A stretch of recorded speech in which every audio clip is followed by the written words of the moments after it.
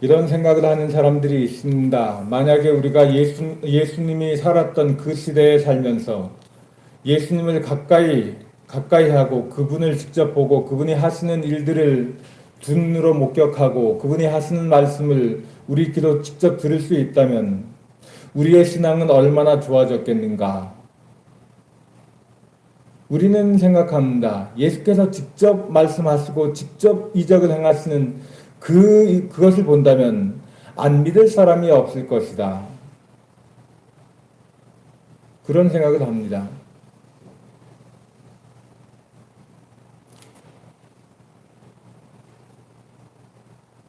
예수의 이적을 두 눈으로 목도하고 예수의 말씀을 육성으로 들을 수 있다면 우리의 신앙적인 의심과 저항이 많이 수그러들고 믿음도 좋아질 수 있겠다는 의미이겠습니다. 정말 그럴까요? 우리는 5번에 걸쳐서 요한복음 6장을 읽고 있습니다. 요한복음 6장을 5번에 걸쳐 읽는다고 하는 것은 예가 없이 이 6장 안에 얼마나 중요한 일들과 중요한 말씀들이 있는가 하는 것을 우리가 깨닫게 될 수 있는 하나의 증거입니다. 실제로 요한복음 6장에서는 예수의 이적을 대표하는 오병이어의 급식, 바다 위를 걸으시는 표적이 펼쳐지고 있고 뒤이어서 대중을 상대로 가장 길고 공들여서 하시는 설교가 뒤따라오고 있습니다. 우리는 이것들을 다 살펴보았습니다. 수천 명 이상의 무리가 예수의 놀라운 기사를 경험하고 최고의 설교를 들었습니다. 그리고 이제 6장의 마지막을 읽는 우리는 그 놀라운 일을 행하신 예수의 일을 직접 보고 그 최고의 설교를 들은 이 무리가 어떤 반응을 하는가? 이 놀라운 이적과 설교가 가져온 성과가 무엇인가 하는 것을 요한복음 6장의 마지막에서 보게 됩니다.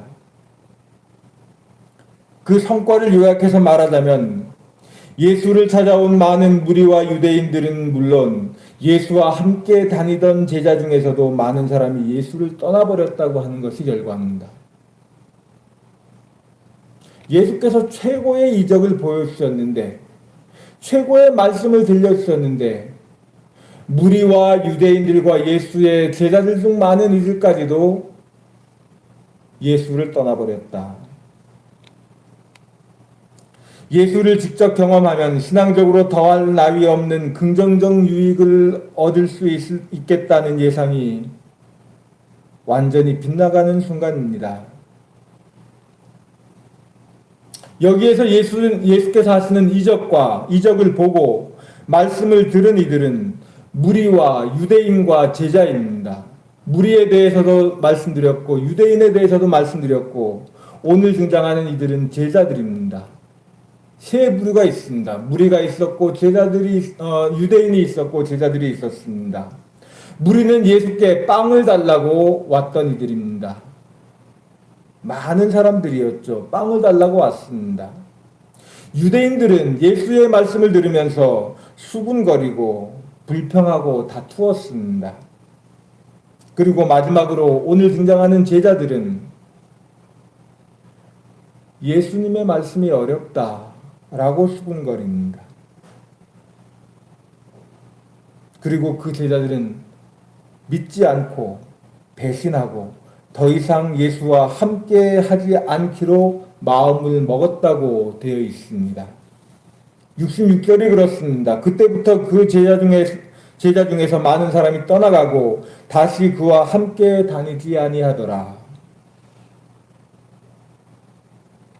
그러니 가장 큰 규모의 이적들과 설교 뒤에 가장 많은 이들을 포함하여 제자들마저 예수를 떠난 상황입니다. 왜 그럴까요? 사람들이 떠나는 데에는 이유가 있습니다. 이별하는 데 이유가 없을 수 없죠. 제일 중요한 것은 실망해서입니다. 실망하면 떠납니다. 실망한다고 하는 것은 기대한 것이 있었다는 뜻입니다. 기대하는 것이 없으면 실망하지도 않습니다. 기대하는 게 있기 때문에 실망도 하는 겁니다. 원하는 것이 없다면 실망하지 않죠. 딱 그랬습니다. 예수를 찾아온 군중은 원하는 것이 있었습니다.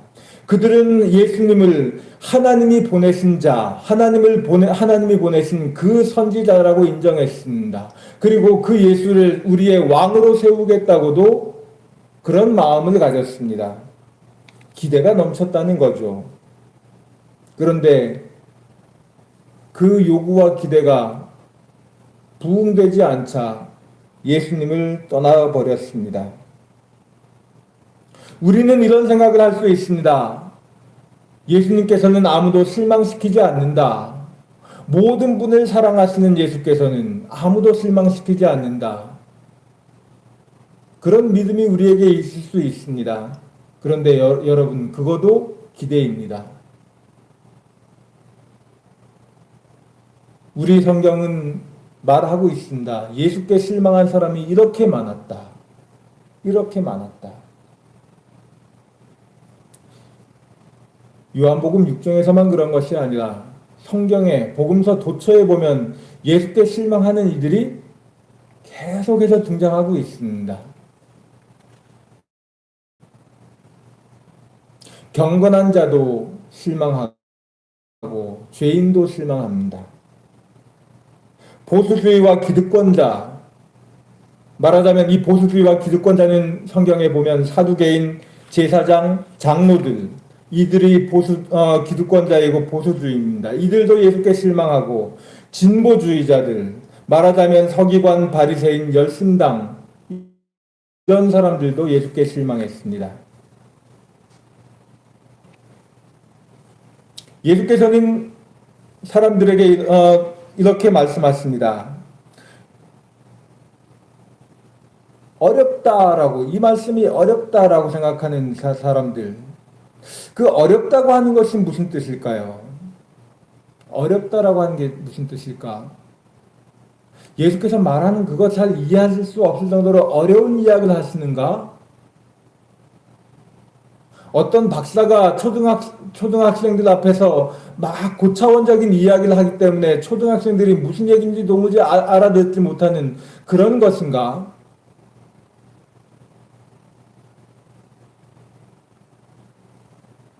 한데 여기에서 나오는 어렵다고 하는 이야기, 스클레로스라고 하는 것은 뭐 수학 문제가 어렵다, 무엇이 이해가 안 될 만큼 어렵다, 뭐 이런 뜻이 아닙니다.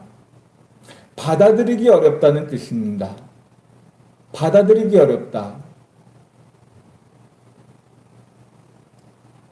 성경의 한 예로 보면 이렇습니다. 경건하고 독실한 어떤 부자가 예수님께 찾아왔습니다. 찾아와서는 물었습니다. 내가 무엇을 해야 영생을 얻겠습니까?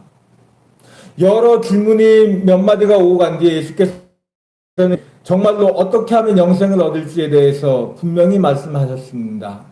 그 말씀은 이것이었습니다. 내가 가진 것을 다 팔고 와서 나를 따르라. 그렇게 말씀하셨어요. 그랬더니 이 독실하고 경건한 부자가 얼굴에 근심이 가득하여 실망하고 돌아갔습니다. 이 부자는 예수님의 말씀을 이해했습니까? 이해 못했습니까? 이해했는가요? 이해 못했는가요? 이해했습니다. 이해했는데 받아들일 수 없었어요.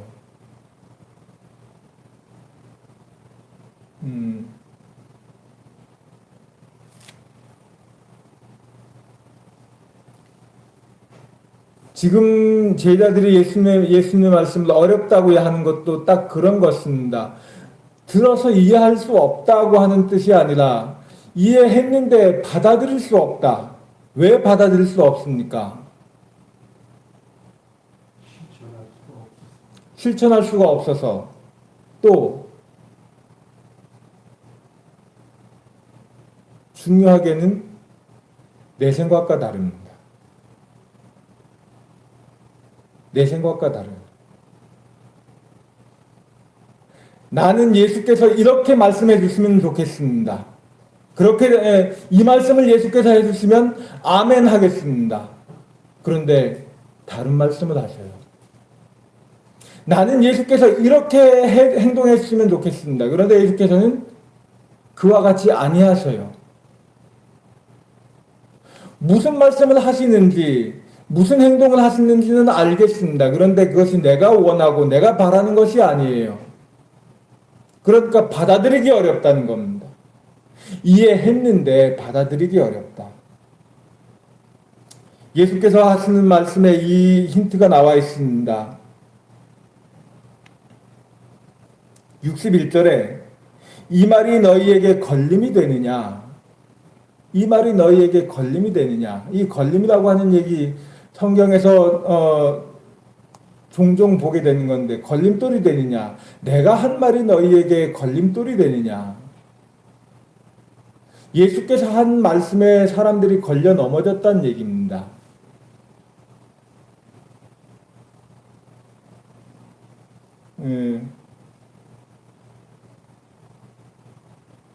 우리가 예수께서 하신 말씀이 무엇이었는가 잠깐 되돌아보면 두 가지였습니다. 나는 하늘에서 내려온 생명의 떡이다 라고 하는 말씀이 하나였고, 두 번째는 내 살과 내 살을 먹고 피를 마시면 살 것이니 먹어라 라고 하는 말씀이 또 하나였습니다. 이 두 가지 말씀에 대해서 사람들은 다 부정적인 견해를 내놓았습니다. 나사렛 출신이요? 요셉과 마리아의 자식인 예수가 하늘에서 내려왔다고 하는 것은 인정할 수 없다라고 하는 것이고, 어떻게 예수의 살을 먹고 그의 피를 우리가 마실 수 있겠느냐? 그것은 금지된 일이다라고 하는 것이 또 하나였습니다. 그러니 사람들은 예수께서 하신 말씀이 무엇인지는 이해했지만은 받아들일 수 없다는 거부 의사를 밝히는 겁니다. 그런데 여러분, 예수께서 받아들이기 힘든 말씀, 사람들이 받아들이기 힘든 말씀을 가끔 하셨을까? 성경은 그런 말씀으로 가득 차 있습니다. 제일 대표적으로 우리가 예수께서 하신 말씀의 첫 번째 기억나는 것은 이런 말씀이 있습니다. 십자가를 지고 나를 따르라. 여러분, 은혜로운 말씀입니까? 받아들이기 어려운 말씀입니까? 받아들이기 어려운 말씀이죠.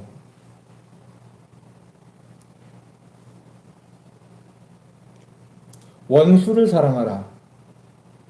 너의 오른뺨을 치는 사람이 있거든 그 사람에게 왼뺨도 돌려대 주어라. 은혜로운 말씀입니까? 받아들이기 어려운 말씀입니까?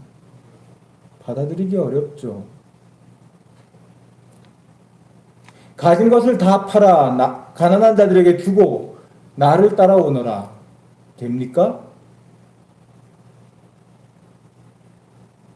아주 흔쾌하게 받아들일 수 있겠습니까? 나는 칼을 주러 왔다. 형제와 형제가 다투고 아비와 자식이 갈릴 것이다. 받아들이기 어렵지 않습니까? 실제로 예수께서 하신 말씀 보면 받아들이기 곤란한 말씀이 대다수입니다.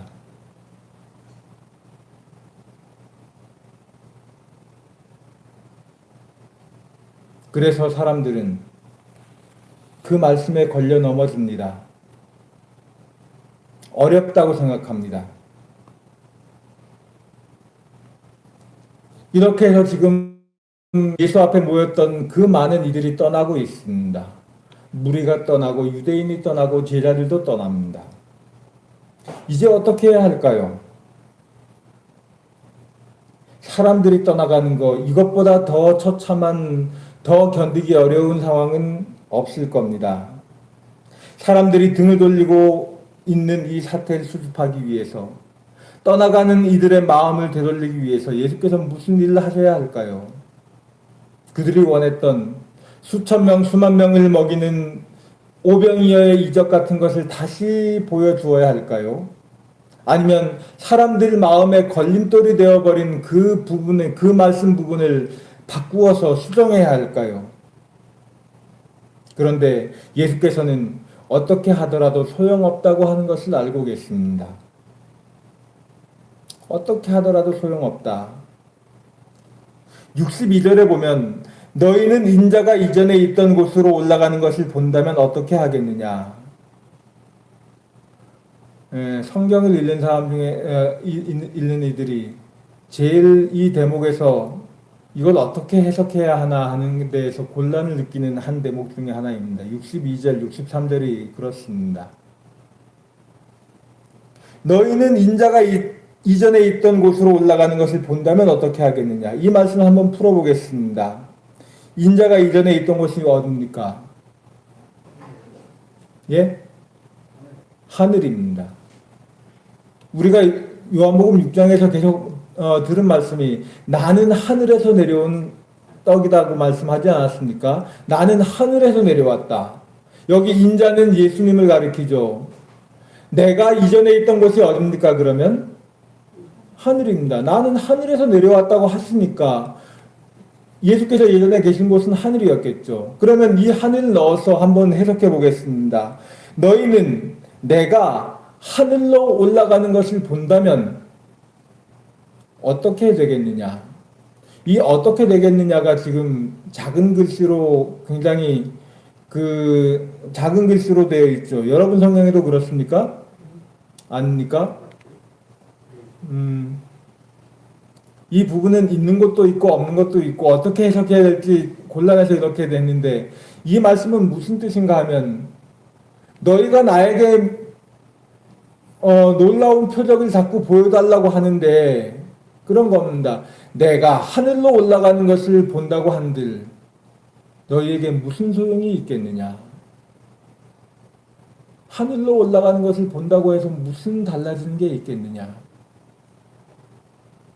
실제로 예수께서는 아주 놀라운 장면을 극소수의 사람에게만 보여준 적이 있었습니다. 공관복음서에 보면 예수께서 3명의 제자를 데리고 높은 산으로 따로 올라가셔서 거기서 아주 영광스러운 몸으로 변모하셨습니다. 광채가 나고 눈이 부셔서 보기에 어려울 만큼 그렇게 영광스러운 몸으로 변모하셨습니다. 그리고 그 옆에는 엘리야와 모세라고 하는 아주 전설적인 예언자들이 좌우에서 예수님을 호위했습니다. 이 장면, 이 놀라운 장면을 3명의 제자들만 보았습니다. 그리고 나서 그 3명은 다른 제자들과는 좀 달라졌을까요? 달라진 거 아무것도 없습니다. 그것은 정말로 예수께서 하늘로 올라가시는 것만큼이나 놀라운 장면이었을 것인데 그것을 보았다고 해서 그것을 본 3명의 제자가 다른 제자들과 달라진 것은 없었습니다. 그들은 여전히 두려워하고 여전히 갈 길을 못 찾아서 갈팡질팡하고 나중에는 예수를 배반하고 도망하고 똑같았습니다. 특별한 것을 본다고 하는 것, 그것 중요하지 않습니다.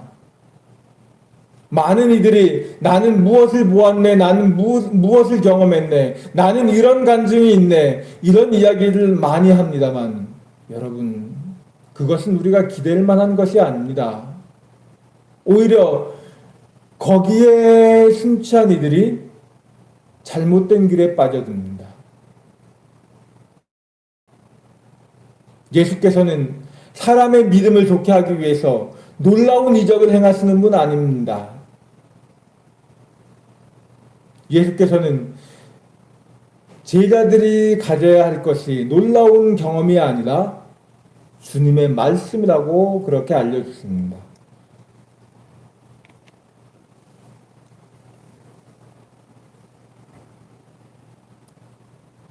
인자가 전에 있던 곳, 그러니까 하늘로 내가 올라가는 것을 너희가 보더라도 무슨 소용이 있겠느냐. 예수께서는 예수께 실망하고 떠나가는 이들에 대해서 아무런 조치도 하지 않으십니다. 그 다음에 나오는 말씀도 많은 이들을 좀 해석하기 어렵게 만드는 부분 중에 하나입니다. 63절은 살리는 것은 영이니 육은 무익하니라. 이 말씀이 왜 갑자기 등장할까 하는 것도 알기 어렵지만은 이 말을 어떻게 무슨 의미일까라고 하는 것을 아는 것도 쉽지가 않습니다. 우리는 많은 경우에 이렇게 알아왔습니다. 영은 선하고 육은 악하다. 맞습니까? 틀립니까? 맞는 경우가 있습니다. 누구의 말에 의하면 이 말이 합당한가 하면 바울 서신에서는 이 말이 맞습니다. 바울 서신에서는 바울이 이 말씀을 몇 차례 강조하고 있어요. 영은 선하고 육은 악하다라고 하는 것. 바울 서신에서는 통용될 수 있습니다. 그런데 요한복음은 그런 생각을 가지고 있지 않습니다. 영은 선하고 육은 악하다. 요한복음은 그렇게 보지 않습니다. 영과 육에 대해서 다른 개념을 가지고 있다는 뜻이에요. 영은 무엇이고 육은 무엇이냐? 어떤 것은 영이고 어떤 것은 육이냐 하는 것. 영과 육을 가르는 기준이 있겠는데 그 중에 제일 중요하고 일차적인 기준은 무엇인가 하면 영은 보이지 않고 육은 보인다는 겁니다. 눈으로 영은 볼 수 없고 눈으로 육은 볼 수 있다. 여러분, 예수께서 오병이어로 5,000명을 먹이셨습니다. 영적인 겁니까? 육적인 겁니까? 예수께서 죽은 나사로를 살리셨어요. 영적입니까? 육적입니까? 다 육적이죠. 보이지 않습니까? 보는 거 아닙니까? 예수께서 무리를 거리셨어요. 육적입니다. 보이는 겁니다.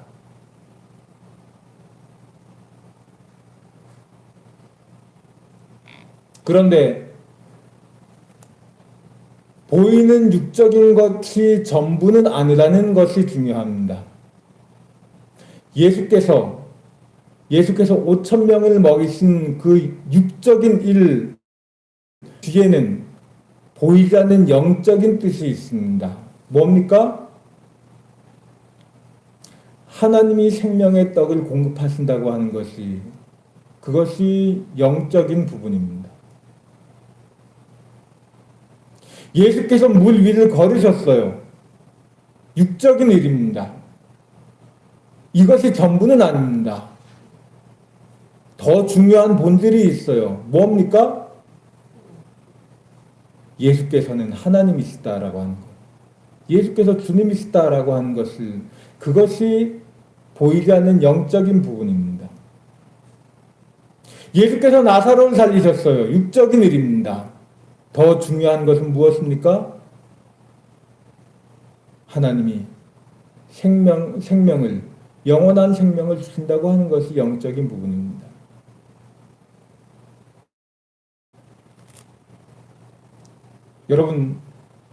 여러분이 다 저를 보고 있으니까 저를 예를 들겠습니다. 제가 여기 서 있잖아요. 여러분이 보이는 게 있습니까? 없습니까? 뭘 보죠? 저에 대한 뭘 보죠? 보이는 것은 영적입니까? 육적입니까? 육적입니다. 하지만 여러분이 보고 눈으로 볼 수 있는 그것만이 저의 모든 것입니까? 그렇지 않습니다. 여러분의 눈으로 확인할 수 없는 저에 관한 것들이 있습니다. 저의 생각도 있고 저의 마음도 있습니다. 가장 중요하게는 제가 가지고 있는 생명이 있습니다. 여러분, 제가 가지고 있는 생명 여러분 눈으로 볼 수 있습니까? 못 봅니다. 저도 못 봅니다. 이것은 하나님께서 사람을 만드실 때 흙으로 사람을 빚으셨어요. 육적인 부분입니다. 하지만 그 코에 생기를 불어넣으셨어요. 그 생기는 보이지 않는 것입니다. 근데 그 보이지 않는 것이 보이는 육을 살게 만듭니다. 육은 영을 만나야 삽니다. 그것이 요한복음의 개념입니다. 육은 악하고 영은 선하다. 이것은 이 개념이 아니고 보이는 것은 본질이 아니다. 본질은 보이지 않는 것이다. 제가 지금은 이렇게 뭐 덩치도 있고 뭐 이렇게 보이지만은 저한테서 보이지 않는 생기만 빠져나가면 저는 아무것도 아닙니다. 그 점에서 영이 살린다라고 하는 것이 맞습니다. 그 영이 본질입니다. 영이 살린다. 육은 무익하다고 하는 얘기가 육은 악하다는 뜻이 아니라 영이 없는 육은 아무것도 아니다는 뜻입니다. 아무것도 아니다. 영이 없는 육은 아무것도 아니다. 그러니 사람들이 예수께 와서 빵을 달라고 얘기합니다. 우리에게 어제 먹였던 그 놀라운 기적으로 우리를 먹였던 그 빵을 달라고 요구합니다. 그 빵은 육적인 것이에요. 하지만 예수께서는 보이지 않는 것, 하늘에 계신 아버지께서 너희에게 생명의 떡을 주신다라고 하는 이 영적인 것을 말씀하시면서 이것이 생명을 주는 것이다. 이것을 우리가 인정하고 이것을 받아들이지 않고 그냥 육적인 빵으로만 산다고 하는 것은 생명이 없는 일, 본질이 아닌 것이다. 그처럼 말씀하신다는 얘기입니다.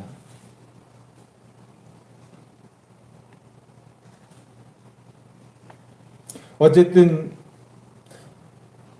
이런 말씀들, 우리도 지금 이것을 다시 해석하기 힘들지만은 이 말씀을 들은 사람들이 예수님을 떠나갑니다. 예수와 함께 다니던 제자 중에서도 많은 이들이 떠나갑니다. 66절 다시 한번 읽으면 그때부터 그의 제자 중에서 많은 사람이 떠나가고 다시 그와 함께 다니지 아니하더라. 그 다음에 나오는 구절이 이렇습니다. 예수께서 12제자에게 이르시되 너희도 가려느냐. 여러분 12제자는 우리가 많이 들은 이야기 같지만 요한복음에서는 딱 2번 나옵니다. 여기서 한 번 나와요. 그리고 72절에서도 70절에서 12라고 하는 숫자가 나오는데 이거 말고 또 나오는 데는 요한복음 20장 가서 요한복음 20장에 예수께서 부활하신 다음에야 한 번 더 언급되고 12제자는 더 이상 요한복음에 나오지 않습니다. 이 12제자는 어떻게 언급되는가 하면 무리도 떠나고 유대인도 떠나고 많은 제자들도 예수님을 떠났습니다. 그런데 떠나지 않고 남은 이들이 있었습니다. 그들을 12로 그렇게 지칭하고 있습니다. 공관복음에서는 예수께서 12명의 제자를 부르시고 세우셨다라고 되어 있습니다.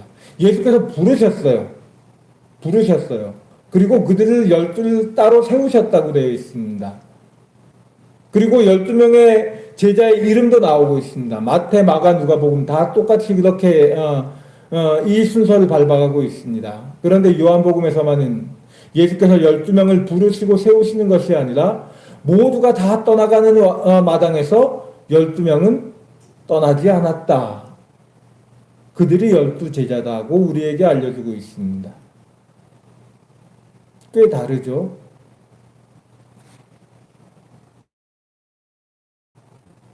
그 12명이 누군지도 이름이 접수되지 않습니다. 한데 남은 이들이 있었다.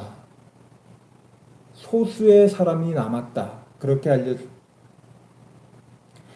마태복음 13장 1절에서 8절에 있는 씨 뿌리는 자의 비유를 보면 씨 뿌리는 자가 많은 씨앗을 뿌렸는데 그 중에 대개는 길가에서 새들에게 쪼아 먹히고 돌밭에서 말라 죽고 가시덤불에서 기운이 막혀 사라져 버립니다. 그러고 나니까 씨 뿌리는 이가 뿌린 모든 씨앗은 다 없어져 버린, 소멸해 버린 것만 같습니다. 그런데 이야기 마지막에 좋은 땅에 뿌려진 소수의 씨앗이 있었다고 알려집니다. 그 소수의 씨앗이 30배, 60배, 100배의 결실을 하였다. 그렇게 말씀되고 있습니다. 그 비유와 여기가 좀 비슷하지 않습니까? 예수께서 이적을 하시고 최고의 설교를 하셨는데 무리가 떠납니다. 유대인이 떠납니다. 제자들도 떠났습니다. 그렇게 해서 다 떠난 줄 알았는데 12명이 남습니다.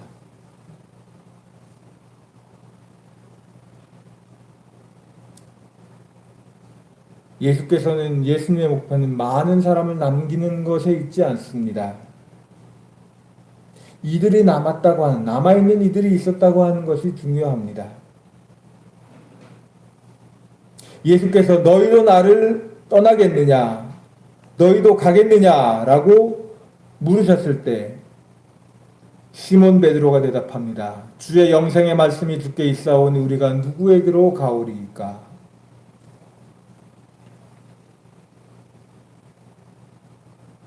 시몬 베드로가 대답하는 이야기지만 결국은 12명의 대답입니다. 공간복음서에 보면 베드로의 고백이라고 하는 것이 있습니다. 베드로의 고백. 주는 그리스도시요 살아계신 하나님의 아들이십니다. 이 베드로가 하는 이야기입니다. 이 말로 인해서 베드로는 예수님의 첫 번째 제자가 됩니다. 으뜸 제자가 되죠. 그 베드로의 고백이 요한복음에는 나오지 않습니다. 대신에 베드로가 한 누구도 뒤따를 수 없는 말 하나가 있는데 이것입니다. 영생의 말씀이 주께 있으니 우리가 누구에게 가겠습니까? 주는 그리스도시요 살아계신 하나님의 아들이십니다 라고 하는 고백만큼이나 요한복음에서는 주목을 받는 베드로의 말입니다. 이 12명이 예수님을 떠나지 않는 이유, 그들은 예수께서 병자를 치유하시는 것을 많이 보았기 때문이 아닙니다. 5,000명을 먹이는 그 현장에 있었던 이유 때문이 아닙니다. 무리를 걸으시는 예수님과 함께 바다를 건넌 그 경험 때문이 아닙니다. 그들이 예수께 남는 이유는 영생의 말씀이 주님께 있다고 하는 것을 인정하기 때문에 그렇습니다. 지금 우리가 읽은 오늘 본문 맨 앞에서 제자들이 보이는 반응이 무엇입니까? 이 말씀은 받아들이기 어렵다. 그러면서 떠나지 않습니까? 그 받아들이기 어렵다고 말하면서 떠나는 그 말씀에 대해서 남은 12제자들은 얘기합니다.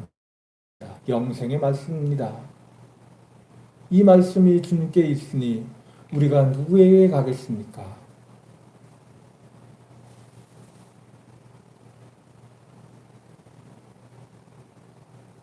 요한복음 8장에서 예수께서는 이런 말씀하십니다. 8장 31절 너희가 내 말에 거하면 참으로 내 제자가 된다. 요한복음에서 아주 중요한 말씀 중에 하나입니다. 어떻게 제자가 되느냐? 내 말에 거하면 참 제자가 된다. 그리고 베드로가 하는 이야기, 영생의 말씀이 주님께 있으니 우리가 누구에게 가겠습니까? 이 말씀을 하는 그 순간 이 사람들은 12제자다 그렇게 지칭됩니다.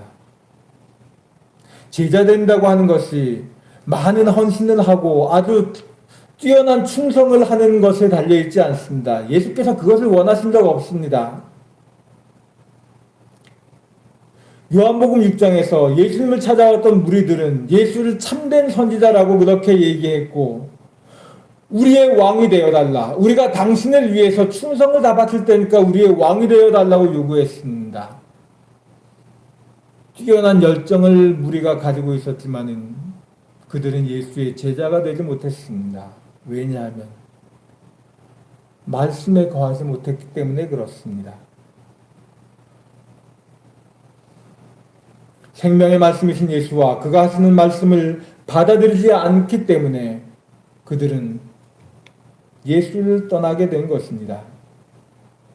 참된 제자란 결국 예수의 말씀을 받아들임으로써 예수와 함께 거하는 일입니다. 예수께서는 이 사람들, 떠나지 않는 이 제자들, 이들을 가리켜 내 아버지께서 내게 주신 자들이다. 그렇게 말씀하십니다. 우리 말씀에 그 힌트가 있어요. 65절에 보면 내 아버지께서 오게 하여 주지 아니하시면 누구든지 내게 올 수 없다. 이 말씀이 있는데 이 말씀을 잘 생각해 보면 떠난 이들은 아버지께서 내게 주신 사람들이 아니다. 그런데 뒤에 남아있는 사람들, 이 사람들 아버지께서 내게 주신 사람들이다. 또 다르게는 요한복음 17장에 가면 요한복음 17장은 예수의 고별 기도입니다. 예수께서 고별 기도 하시는데 그 기도의 첫 번째 수혜자가 누군가 하면 아버지께서 내게 주신 자들, 아버지께서 내게 주신 사람들, 나는 이들을 위해서 기도합니다. 라고 되어 있습니다. 예수의 말에 거하는 사람들, 그들이 제자이고 예수께서는 그들을 아버지께서 내게 주신 사람들이라고 그렇게 일컫습니다.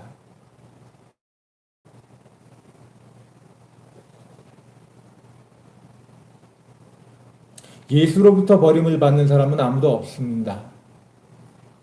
예수께서 무리를 버리신 거 아닙니다. 사람들이 예수를 떠난 것입니다. 예수께서는 나는 하늘로부터 내려온 생명의 떡이니 누구든지 먹으라고 말씀하셨어요. 예수께서는 아무도 버리지 않습니다. 사람들이 예수를 버립니다. 예수께서도 죽으실 때 그러셨어요. 사람들이 다 그분을 버렸습니다. 그렇기 때문에 하나님이 나를 버리셨다, 주님이 나를 버리셨다고 말하는 것은 마땅치가 않습니다. 여기에 보면 예수께서 받아들이신 12명 안에는 가룟 유다도 있었다고 하는 것을 알려주고 있습니다. 가룟 유다도 있었다. 예수께서는 그가 팔자임을 아셨다. 배반할 자임을 아셨다. 하지만 아무것도 요구하지 않으시고 그 12 안에 두십니다. 모두를 다 받아들이신다는 이야기입니다. 그런데 사람들이 예수를 버립니다. 자기의 기대에 맞지 않는다고, 자기의 뜻대로 응하지 않는다고.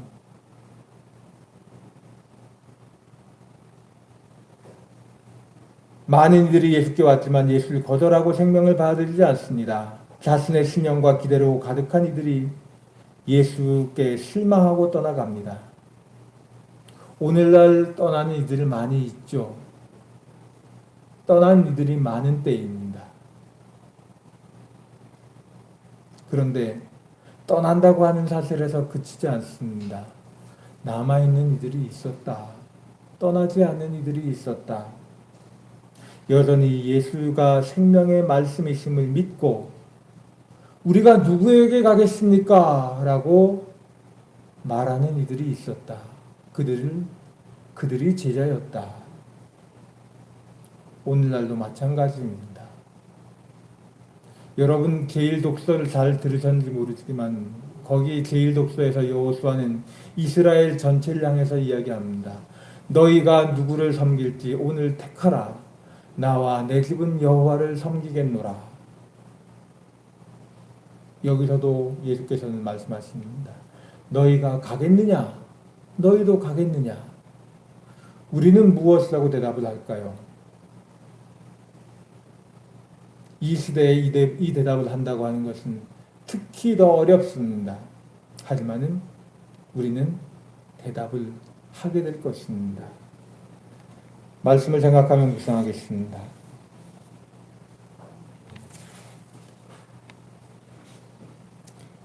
생명의 말씀이